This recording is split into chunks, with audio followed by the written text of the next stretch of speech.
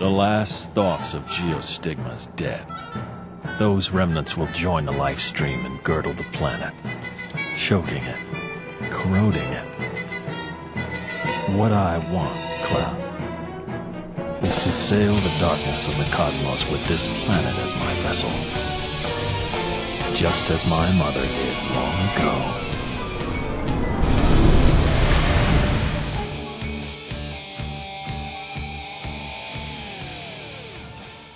Final Fantasy VII has a history. The original game for the franchise came out in 1997 and has become one of the greatest games of all time. Does this mean that it was perfect? Hell no. Now, I'm not going to sit here and say that the game was shit because, well, it was, but at the same time it kind of wasn't. Like, it was flawed as all hell, but there are many other games out there much more deserving of the title shit. And you can probably find them without looking that hard. But the thing about 7 is that its fanbase and its content were huge, and it has become almost unarguably the most popular game of the Final Fantasy series. Now enter Advent Children. Sure, the game was popular, and heavily so, but it never saw the mainstream quite like Advent did. But Advent was a hell of a lot more accessible. It's a movie, so you can sit down and a couple hours later you can get back up again and you'll have finished it. But with the game, you have to sit down, and depending on how good of a gamer you are, it could take you like 20 plus hours to defeat. Now, unfortunately, you won't understand the movie unless you've beaten the game. So, what I'm going to do for you is, I'm going to give you a quick lowdown on what happened in the original Final Fantasy VII game, but I do warn you, it still might not make any fucking sense. An evil corporation known as Shinra decides to make money off of using the planet's life force like oil and making energy out of it. Of course, that was killing the planet, and there were these activists that were all like, fuck that bitch, and began to fight back. Then a couple of cities were destroyed, and this guy shows up that's all like, oh, doesn't he look so gorgeous? And he begins killing people with an outrageously large sword, and then the activist group that was fighting the corporation decides to hunt that guy at the same time, wielding their incredibly large swords. So they all go around and search at this guy, only to be one step behind him because, of course, the princess is in another castle, until they meet up with him finally and by accident help him get this rather large black marble that can summon the apocalypse. Her derp. So then one of the members decides to be a hero and tries to ask the planet for help. Of course, it doesn't work, the dumb bitch. Then the corporation shows back up again, and with the help of one of their insane scientists, build the biggest freaking cannon ever and start firing it on this big creature type thing that has appeared, and I can't remember why. But that seems to piss him off, and he destroys the cannon, and then the heroes destroy him, and then they go off to freaking Antarctica to fight the overcompensating swordsman, and then they kill him because they are good and evil is dumb. But then the giant meteor that is going to cause the apocalypse arrives anyway, and the planet goes, fuck that bitch! So then it shoots out these blue wavy lines, push the thing away, and then pfft, the credits roll. No, seriously, that's how it ends. So that's a wonderful place to start off the plot of your movie, right? Well, what are you supposed to do if you've never played the game? Just sit there twiddling your thumbs going, what? The entire time? Well, the DVD was nice enough to include this 25-minute movie called The Reminisce of Final Fantasy VII. And what it does is it tries to explain the game to those who haven't played it, so that you can better understand the movie and enjoy it more.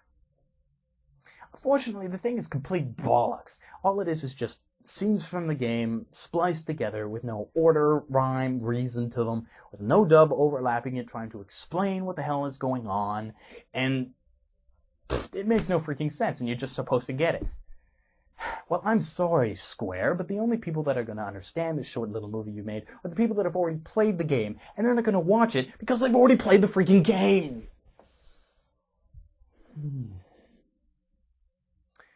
So Advent Children takes place 2 years after the game.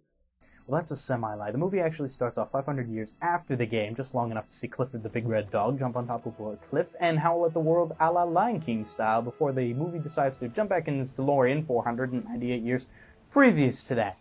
And then it crashes headfirst into the plot. I think. So guys, what's going on?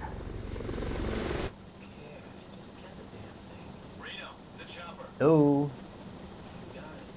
some explanation. Explanation. Description. Talking.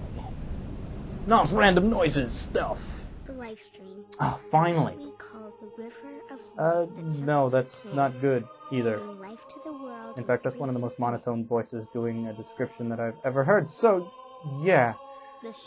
So the movie takes a couple of minutes to give a bit of backstory, what happened in the game, again, possibly for the people that haven't played it, but also, again, it does pretty much dick all. And here's part of the review that I would normally try to explain the plot, but it is so stupid, meandering, fan-servicey, and pointless that I can scarcely wrap my brain meats around it. So, if you've already seen the movie, you know what's going on. Hopefully, because I sure as hell don't, but I shall try and explain it to you. For some reason that the movie doesn't give ample explanation to, there's this sickness going around called geostigma that has appeared because of the meteor that almost crashed at the end of the game. And there are people going out and trying to find a cure for it because it's just taking lives. However, then 3 silver-haired fanboys appear, and what they want to do is they want to have a big family reunion. Which sounds great until you find out that their mother is this encased, deranged demon thing that wants to destroy the world. So yeah, that sounds like a great party. Let's all head down to Millie Ways, have some pig and chips, and watch the world explode. Fun times. But yeah, this entire movie is about the original cast of the game coming together to try and save the world. But Arcada, you Canadian arsehole, you, how can a movie so simple take up a full hour and a half? Simple. Watch this.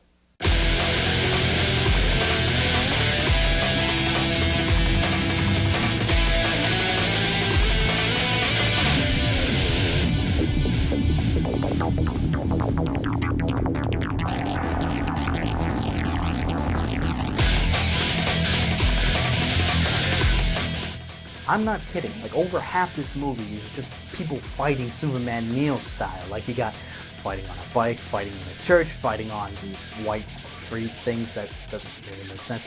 The entire final boss battle alone is like 10 minutes long.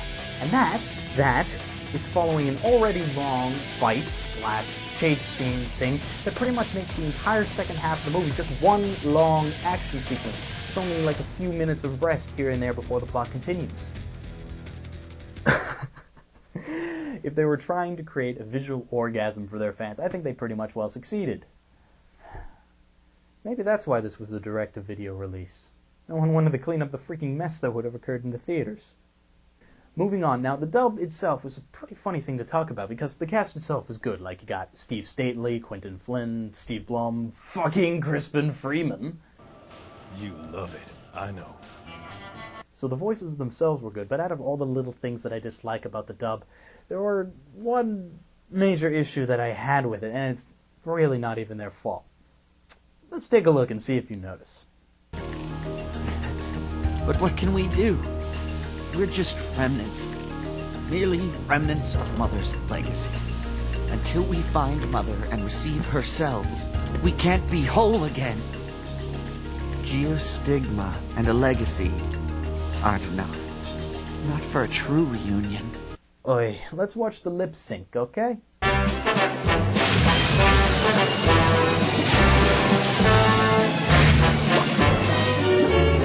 There were also some translation issues that didn't make any sense to me. Like watch this. I'm not fit to help anyone. Not my family. Not my friends. Nobody. Dilly dally shilly shally.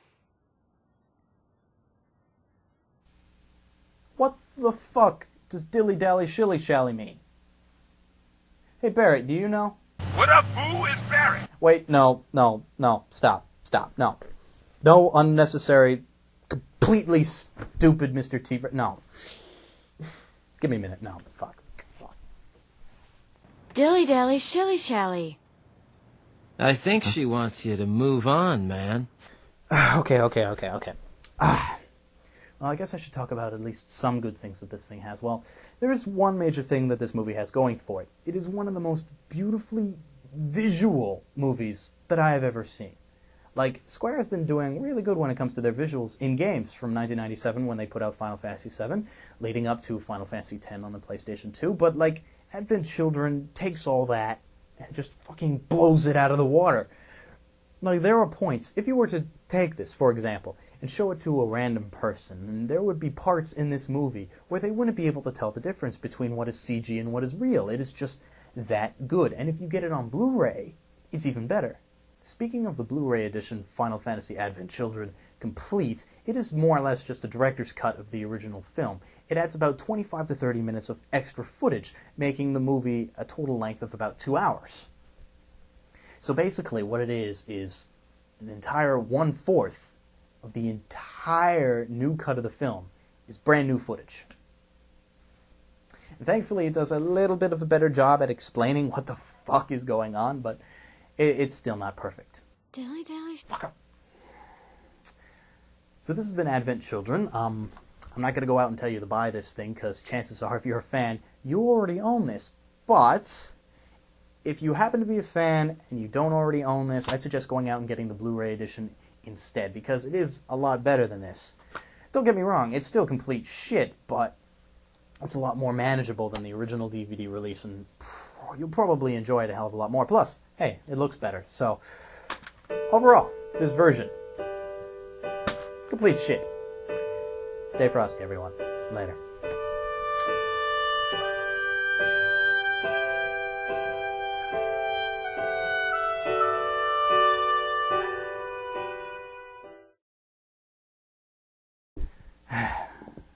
So you may be wondering why I'm being a complete hypocrite by saying that this shit sucks when I got, like, that and that. So, let's fix that, shall we? Huzzah! Yeah, I'm not going to touch that one because it's pretty freaking funny. Later, everyone.